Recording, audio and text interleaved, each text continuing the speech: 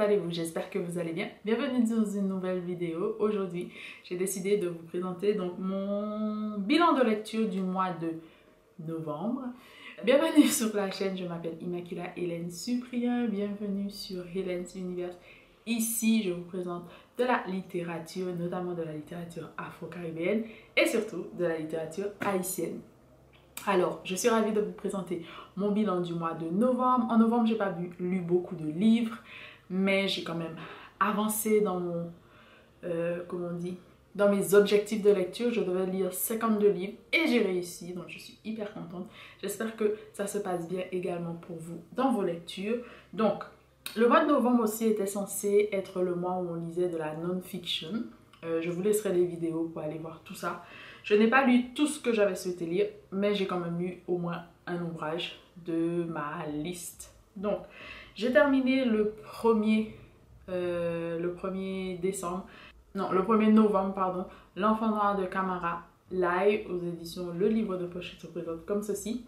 Normalement, vous aurez un reading vlog où je vais vous donner une partie de l'histoire. Donc, au commencement, on a donc, c'est un auteur guinéen. Donc ce qu'on appelait la Haute-Guinée. C'est un auteur qui, vers l'âge de 25 ans environ, revient sur son enfance et nous explique comment il a passé son enfance en Haute-Guinée. Donc, le roman commence, il a environ 5 ans. Il nous explique comment sa vie est dirigée notamment dans la cour de sa mère et de son père, qui sont plutôt en ville, et comment il passait ses vacances avec sa grand-mère, l'un de ses oncles et ses autres amis à la campagne. Il nous explique pas mal de choses vraiment très intéressantes. Il revient beaucoup sur cette enfance qui reste douce. Il revient aussi sur ses amitiés, comment il a dû aussi traverser le deuil de l'un de ses amis. Il raconte aussi son arrivée plus tard à la capitale pour pouvoir étudier.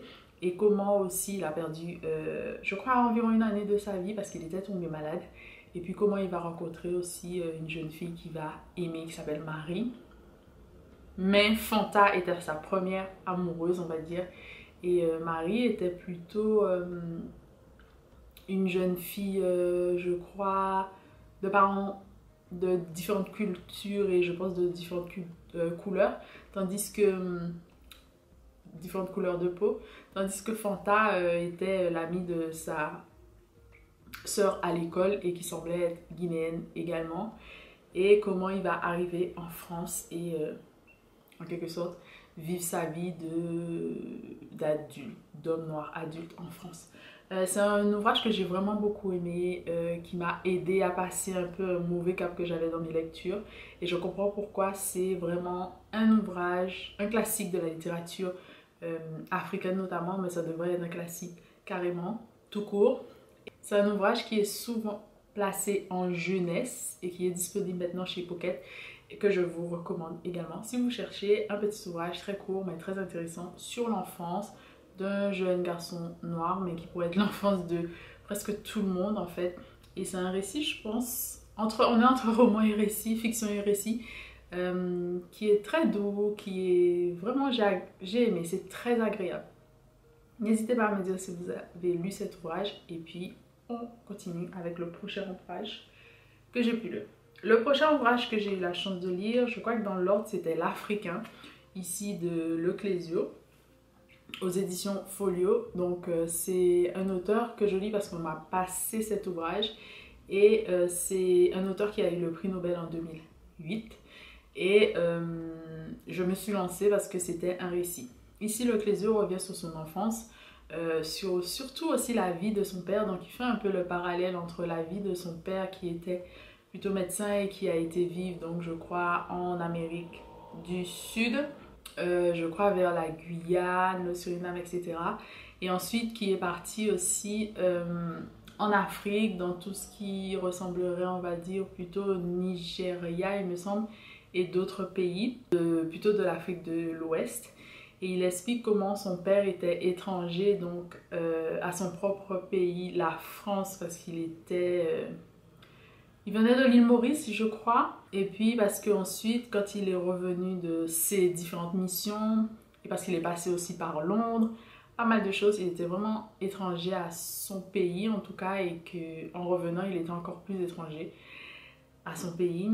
Le Clézo explique aussi la guerre, comment il a vécu la guerre en tant qu'enfant quand il vivait, je crois, au sud de la France avec ses parents, notamment sa mère et sa grand-mère, etc.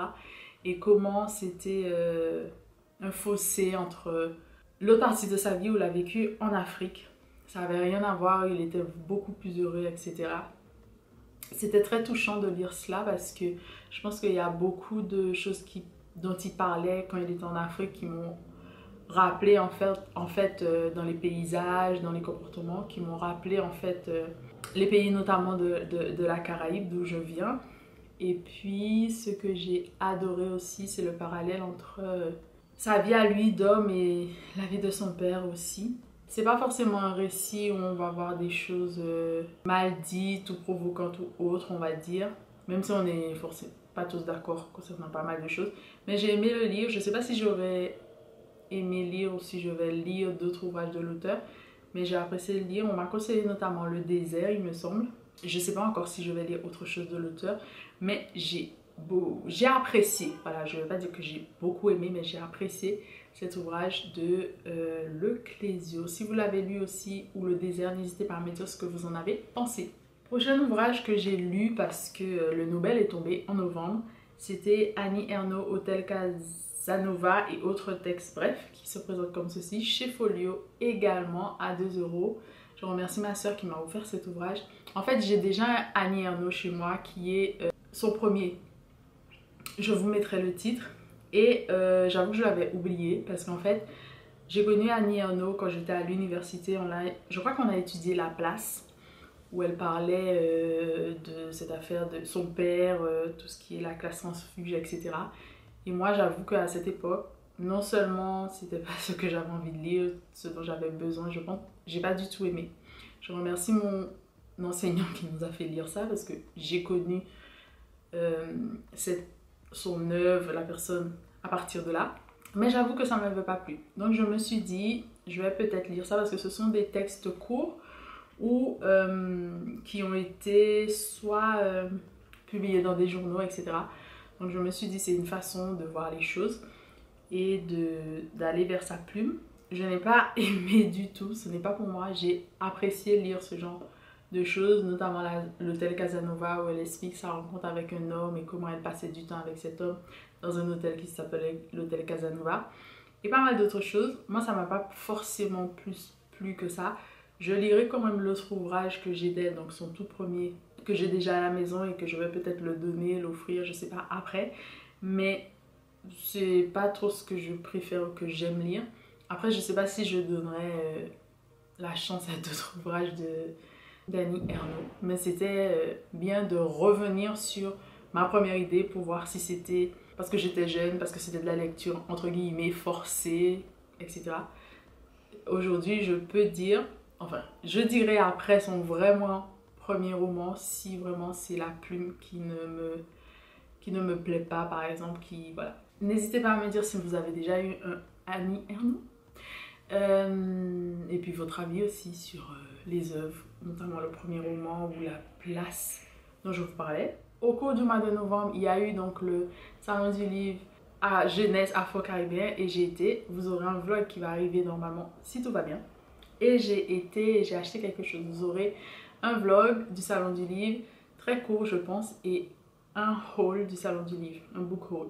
Mais j'ai eu l'occasion de lire 3 ouvrages de ces nombreux ouvrages, on va dire, que j'ai achetés. J'ai eu la chance de lire donc Le Prix de la Richesse, conte en plusieurs langues de Jude Joseph, qui se présente comme ceci, qui est aux éditions Théâme et qui a un CD. Donc j'avais entendu parler de cet ouvrage depuis fort longtemps, mais j'avais pas eu l'occasion de le lire. Et puis l'auteur était là aussi, donc j'ai eu une petite dédicace. C'est un seul conte qui s'appelle du coup Le Prix de la Richesse et qui est traduit en plusieurs langues. Donc le conte est déjà en français, il y a le créole haïtien, l'anglais, le créole guyanais, le créole martiniquais, le créole guadeloupéen, le créole mauricien, réunionnais, le kikongo, l'espagnol, le portugais. Et j'ai appris qu'il y aura une prochaine édition avec de l'arabe littéraire, si je ne me trompe pas. Donc si ça vous intéresse, allez-y. C'est un petit conte qu'on a l'habitude d'entendre notamment chez nous au pays. C'est l'histoire d'un jeune homme qui rêve d'être riche et qui vit avec sa mère dans des conditions un petit peu, on va dire, très modestes. Et un jour, il demande à sa mère, mais pourquoi on n'est pas riche? Et sa mère a dit, ben, j'ai fait le choix lorsqu'on m'a demandé si il fallait être riche ou pauvre, entre guillemets, on va dire. Il y avait des conditions, mais je ne vais pas vous dire tout ce que ça cache parce que le conte est court en fait. Donc si je vous dis tout, ça dévoile un peu tout. Et après, il trouve une opportunité. L'opportunité, c'est d'aller voir Lucifer afin d'avoir un deal, donc faire un pacte avec le diable pour devenir riche. Et je vous laisse deviner la suite. Et puis, c'est intéressant de lire quelque chose de notre culture parce qu'il y en a très peu en jeunesse, en tout cas en ce moment. J'espère que ça va, voilà, ça ira mieux et surtout en français. Et on peut écouter, moi j'ai pas écouté, j'ai pas eu l'occasion d'écouter, mais si je l'écoute un jour, je vous dirai. Si c'est fait de votre côté, n'hésitez pas à me le dire. Et j'aurais aimé avoir plus de contes, c'est mon seul petit bémol. Donc on attend les suites éventuellement, c'est une petite perche pour l'auteur également. J'ai eu la chance de trouver un ouvrage que je voulais depuis fort longtemps, pour moi et peut-être pour d'autres personnes dans le futur. C'est La Fête des Morts de Dany Laferrière aux éditions La Bagnole. Donc c'est un album jeunesse, comme vous pouvez le voir, qui va parler de la mort et qui revient un peu sur l'histoire de Dany Laferrière quand il était petit à Petit Goâve avec sa grand-mère Da. Donc ici, on rencontre le petit Dany ou Vieux-Os, donc le petit surnom, le sobriquet que lui donnait sa grand-mère, qui en fait nous raconte son quotidien. Et le quotidien qu'il nous raconte ici, c'est pendant la fête des morts, donc en novembre, la Toussaint pour d'autres cultures notamment.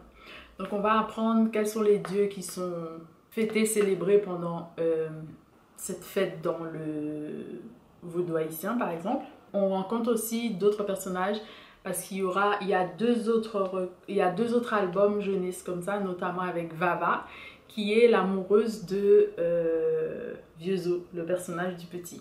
Donc c'est super intéressant, j'ai beaucoup aimé. L'illustrateur est Frédéric Normandin et je trouve qu'il a fait un beau travail sur...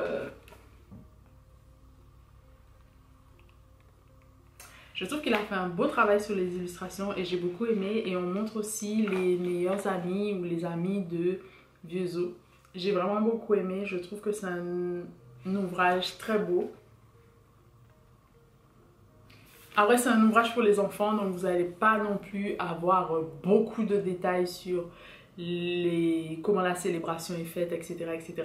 Mais vraiment, je trouve ça très intéressant pour un peu commencer l'introduction de la fête des morts, etc. pour des petits-enfants, notamment des petits-enfants haïtiens. Mais c'est pour tout le monde, c'est vraiment pour tout le monde. Si vous avez l'occasion de le trouver, parce que je ne sais plus s'il est vraiment disponible en France, n'hésitez pas à vous lancer. Et enfin, un autre ouvrage que je suis trop contente d'avoir trouvé, parce que j'ai pu rencontrer aussi l'autrice, qui est Ambre Elie, donc La Biblio-Violette, donc aux éditions Ayo Éditions. Donc c'est une maison d'édition belge qui fait pas mal de choses pour la représentation des enfants, notamment des enfants de couleur.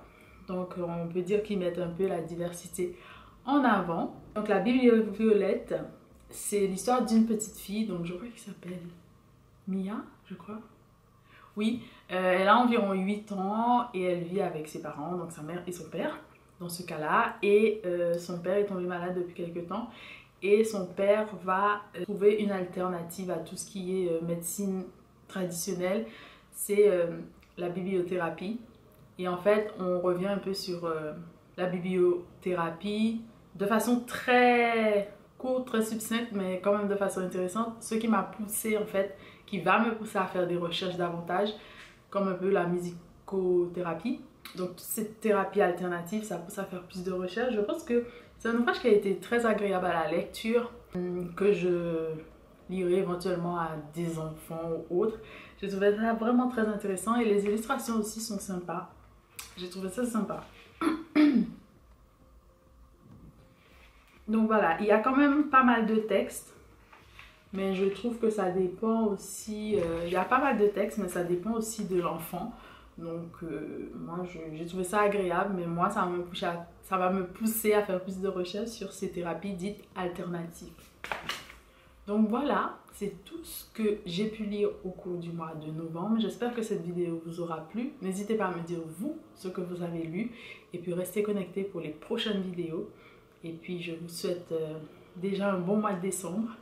Et puis on se dit à très bientôt pour de nouvelles aventures ensemble. N'oubliez surtout pas de vous abonner, de liker et de partager, de me laisser un petit commentaire. À bientôt, bisous. Mouah.